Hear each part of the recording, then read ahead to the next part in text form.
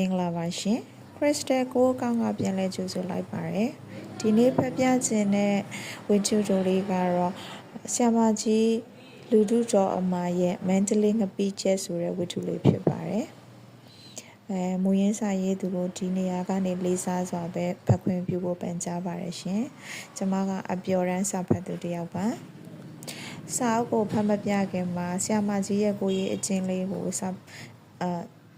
အတန်ဖိုင်နာထောင်သူတွေကိုမိတ်ဆက်ပေးခြင်းပါတယ်။ဆရာမကြီးလူထုတော်အမကို1915ခုနှစ်နိုဝင်ဘာ29ရက်နေ့မန္တလေးမြို့မှာမွေးဖွားခဲ့ပါတယ်။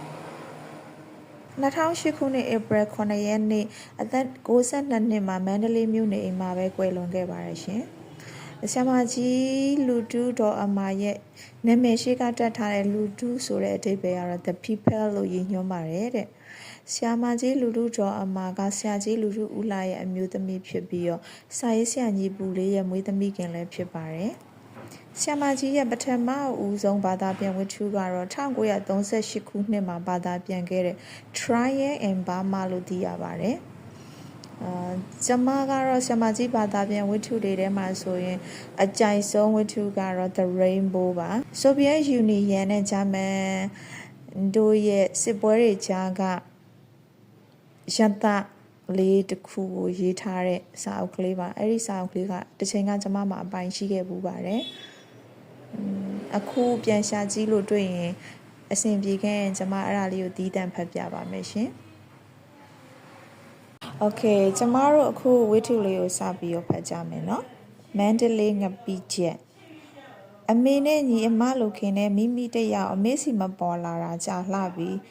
တနေ့ကမှသူရောက်လာတယ်ဒါနဲ့အမေကမိမိလည်းမလာတာကြာလှပြီနော်နေလို့တော့ကောင်းရဲ့လားလို့မေးကြည့်တော့မိမိကနေကောင်းပါတယ်မတ်အမရဲ့တနေ့လည်းအားရတယ်မရှိဘူးမိဖို့ကြောင့်ကထွက်ရတော့ဆန်ရွေးရတာလို့အဝိရှော်ရတာလို့နဲ့ညနေချက်ချိန်ပြုတ်ချိန်တိုင်သွားပြန်ရောဒါနဲ့မမစီမလာပြစ်တာကိုမှလည်းမမပြောတယ်ပြစ်တိုင်းတောင်ရုပ်ကကျိုးရှုပ်တဲ့လူမျိုးမဟုတ်လားတဲ့မိမိကအပြူကြီးပါအသက်60ကျော်ပါပြီဒါပေမဲ့ညီမကမွေးထားတဲ့တူတွေတူမတွေမြေးတွေကိုကြီးဖြူနေတိုင်းချက်ပြုတ်ကျွေးနေတဲ့အပြူကြီးမမမှားနဲ့တန်ရောစင်ဆိုတာကိုကတွေ့ထားတာပါသူတို့ကမတွေ့ပါဘူးကိုကတယောက်တည်းသမားဆိုတော့ငါမှကြီးလာရင်ဆေးပေးမိယူလေးတော့သွေးတဲ့သားတဲ့ရှိအောင်မဆိုပြီးညီမတွေမွေးထားတဲ့ထဲကတယောက်တလေထွက်လာနိုးမျောကိုပြီးသူတို့နဲ့ပေါင်းတင်သူတို့နဲ့အဖော်လုပ်ပြီးကိုယ့်အိတ်ထဲကစိုက်ပြီးချက်ပြုတ်ကျွေးမွေးပြုစုနေရတာမမာရဲ့တကယ်တမ်းကျတော့ကိုယ်စိုးမျိုးခံမဲ့ဟာလဲထွက်မဲ့ပုံမပေါ်ပါဘူးတဲ့မိမိကဆုံးသွားရှာတဲ့ဆရာကြီးဆရာမဒေါ်မာလာလိုပါပဲဒေါ်မာလာလည်းအကိုကမွေးတဲ့တူမတွေကိုသမီးလုံးပြီးတက်တက်လုံးအိတ်ဆိုင်ချက်ပြုတ်ကျွေးမွေးသွားတာပဲမိမိကစကားဆက်ပါသေးတယ်မမရဲ့ဒီကောင်တွေဟာတနာတော့လေတနာစရာပါပဲ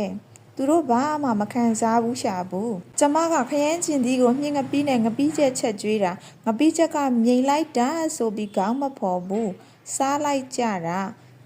ဒီလိုမစားလို့လည်းမရဘူးလေမုံဘိုးကအစိတ်30မကုန်ပဲလှစားရတာမှမဟုတ်တာဒီကောင်တွေမတို့ကျမတို့ဟိုအရင်ကချက်စားခဲ့တဲ့ငပိချက်မျိုးနဲ့များချက်ကျွေးလိုက်ရရင်စဘိုးနေပြီးဒုက္ခတောင်ဖြစ်လောက်ရဲ့ကျမတို့အဖေရတဲ့လာကလေးနဲ့ကျမတို့မိသားစုမှာတိတ်ကြီးတော့ဖိုးဖွယ်ရမစားနိုင်ခဲ့ပါဘူးဒါပေမဲ့ချင်းရဟင်းကလေးနဲ့မန္တလေးငပိချက်ကလေးနဲ့ခရမ်းသီးမျက်မမြင်ကလေးတွေပြုတ်တိုးလို့ဒေါ်ကုန်းပွဲစိမ့်ကြော်လေးနဲ့ဆိုတိတ်စားလို့ကောင်းတာပဲခုခေတ်တော့လေအဲ့ဒီငပိချက်မျိုးမြင်ရဖို့မရှိပါဘူးတဲ့မိမိပြောကမှမေ့တောင်မေ့နေပြီဖြစ်တဲ့မန္တလေးငပိချက်ကလေးကိုအမေကပြန်တရိယာမိတယ်ဟိုတုန်းကတကောင်ကို9ပိတ်တာ6ပိတ်တာထက်မနည်းတဲ့ငမြင်းကြီးတွေကိုခေါင်းဖြတ်ပြီးငပိလောက်တာစင်အိုးကြီးတွေနဲ့တိတ်ပြီးစားရည်စိန်ထား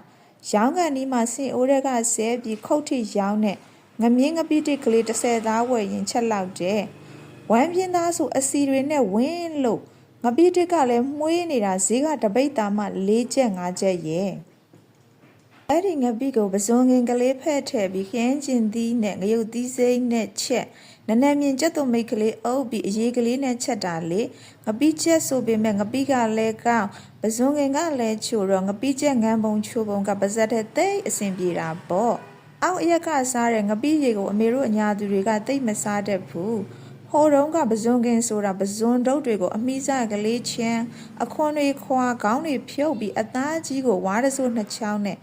တီထိုးပြီးကြက်တင်ထားတာဆိုတော့ကြက်စော်ကလေးမွေးနေတာတစ်မျိုးပဇွန်ကချိုတာတစ်မျိုးပေါ့အဲ့ဒီပဇွန်ကင်တွေဟာအောက်အရက်မိုးကုံတော့မဲသတင်းကျွပြီးဆိုရင်ပေါ်ပြီးမန္တလေးကငပိငချောက်ဆိုင်တွေပေါ်ရောက်လာပြီးအမေတို့ကစားယုံမကကထိန်ခင်းတော့ပရိသပင်တွေမှာပါပဇွန်ကင်တွေကြက်ချေခတ်ပြီးပရိသပင်လဲတီးကြသေးတယ်အမေတို့အညာမှာပဇွန်ကရှားတာကိုကွအဲ့ဒီတော့ပဇွန်ကြက်တင်ကြောက်ကိုအလွန်စုံမက်တာပေါ့အဲ့ဒီပဇွန်ကင်တွေခုခေတ်မန္တလေးဈေးတွေမှာလုံးလုံးမမြင်ရတော့ဘူးအမေတို့ပဇွန်ကင်မရတော့တဲ့အချိန်မှာငမြင့်ငပီးတွေချက်သေးကိုချိုပေးဆိုတဲ့ဖျားပုံပဇွန်ကြောင့်နှစ်ကြက်ခွဲသားလောက်အကောင်လိုက်ဆုပ်ထဲလိုက်တယ်ချိုရောပေါ့အဲ့ဒီငပီးချက်ခုတော့ဖျားပုံပဇွန်ကြောင့်ကောင်းကောင်းတပိတ်တာကို1900ကျပ်တဲ့1800ကျပ်တဲ့ငပိးချက်ထဲဆုပ်ထဲလိုက်ဖို့ဝေးလို့ဟင်းညိုအိုးပေါ်မှာတော့မဝဲနိုင်ဘူးဟင်းညိုအိုးဟာမြင့်ငပီးနဲ့လူနဲ့မတည့်ပါဘူးဆိုတဲ့ဟင်းညိုမုံနဲ့ချိုနေရတယ်လေမိမိပြောတဲ့ခရမ်းသီးမျက်မမြင်လေးတွေဆိုတာကခရမ်းသီးသီးစလေးတွေကိုခေါ်တာပါကျွန်းတွေမိမိပြောတဲ့ခရမ်းသီးမျက်မမြင်လေးဆိုတာကခရမ်းသီးသီးစလေးတွေကိုခေါ်တာပါကျွန်းတွေကိုင်းတွေပေါ်ကိုမြင့်ရည်ကြီးလာလို့ရေတွေတက်လာရင်စိုက်ထားတဲ့အသီးပင်တွေအကုန်လုံးကရေမြုပ်တော့မှမို့အရွက်ရောအပွင့်ရောအသီးကင်းရောအားလုံးစခူးကြရတယ်ခရမ်းကင်းဟာနှမျောစရာဘလောက်ကောင်းကောင်းငယ်သေးနုသေးတဲ့အသီးကင်းကလေးတွေပဲမဲ့ခူးရတယ်ဒါလေးတွေပြုတ်ပြီးငပိချက်နဲ့မြုပ်စားရအောင်ဈေးမှာရောင်းကြတာခရမ်းသီးသီးကင်းလေးတွေကိုခရမ်းမျက်မမြင်လို့ခေါ်တာကွဒေါ်ကုန်းပဲစိမ်းကျော်ဆိုတာကတော့ကဘာစစ်ကြီးမဖြစ်ခင်မန္တလေးမှာပဲစိမ်းကျော်ကြော်ပြီးဖောက်တဲ့ပေးတဲ့အကျော်တဲ့ကြီးဒေါ်ကုန်းဆိုတာရှိတယ်သူကစရော်ဘဲကိုရေးစိမ်းအညောင်ပေါက်အောင်ထားပြီးမုံမုံနဲ့အကျွတ်ကျော်ရောင်းတာသူ့အကျော်ကြီးတွေကတစ်ချက်ဆိုရင်3လက်မခွဲလောက်ရှိတာအဲ့ဒါ100ကိုဒေါ်ကုန်းက9မှတ်နဲ့ဖောက်တဲ့ပေးတယ်လေရောင်မဲ့အကျော်တဲ့ကတခုတပြားရောင်းတော့9မှတ်ဖိုးရင်းရင်တစ်ကျဲခွဲနဲ့တပဲရတယ်လေအကျော်တဲ့က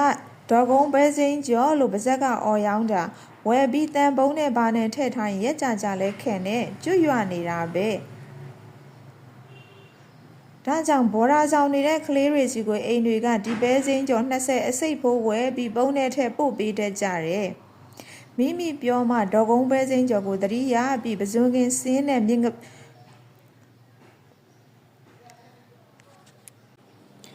မိမိပြောမှဒေါ်ကုန်းပဲစိမ်းကျော်ကိုတတိယပြီးပဇွန်ကင်စင်းနဲ့ငမြင့်ငပိတိချက်ကိုလည်းပြန်စားကျင်လာတယ်ဒါကြောင့်မိမိရဲ့ရှင့်ဟာကပြန်တတိယတော့တရေယူပါတယ်ထားလိုက်ပါတော့လွမ်းစားမပေါ်ပါနဲ့တော့လို့ပြောရတယ်ဒါတောင်သူကမတန်သေးဘူးကျမတို့ငယ်ငယ်ကဈေးထဲမှာပဇွန်ဆိုတာအေယာဝတီကထွက်တဲ့မြစ်ပဇွန်ပဲရှိတယ်အဲ့ဒါကတပိတ်တာကို4ချက်5ချက်မှုတစ်ခါတလေအဖေတယောက်စာပဲဝယ်ချက်ကျွေးတယ်တအိမ်လုံးမစားနိုင်ဘူးစစ်ကြီးပြီးတဲ့ကာလရောက်တော့ရန်ကုန်ကလာတဲ့ပဇွန်ဆိုပြီးရေခဲစိမ်ပဇွန်တွေတစ်တာတွေနဲ့ရောက်လာလို့ပဇွန်အမျိုးမျိုးဈေးကွက်ထဲရောင်းလာကြတယ်ကြော့ပဇွန်တဲ့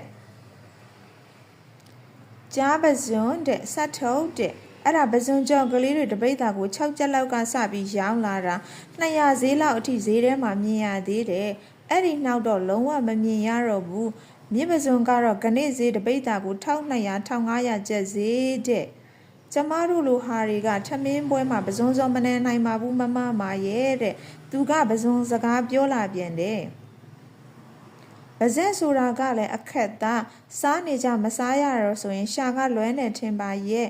ဟုတ်ပါရဲ့နော်ဆိုပြီးတတိယလာရောရှင်ဒီနေ့ဘာဟင်းနဲ့စားခဲ့တယ်လဲလို့မိမချင်းပြောတဲ့အလာဘာတလာဘာကိုပါဇက်ကထွက်မိ